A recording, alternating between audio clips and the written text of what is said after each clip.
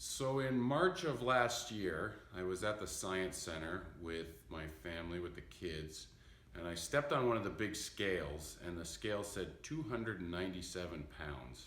And I'd been really big before in my college years, over 300 pounds. And I had I'd lost that weight and I'd vowed never to go back. And there I was, 3 pounds from 300.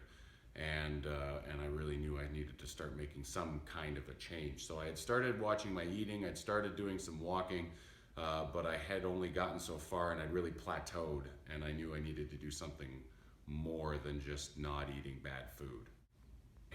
So during the challenge, I fought against it for the first week or so.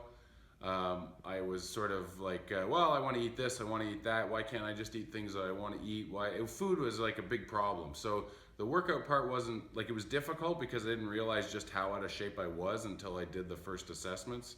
And that was a bit demoralizing because I was like, oh wow, I really am that out of shape. I really have that much work to do. But after the first week, I started to get into the groove, and then like the weight just started to drop off. There's so much exercise, and the diet was so controlled that the weight started to fall away. And as soon as your pants start getting loose, it's much easier to get the drive to keep going.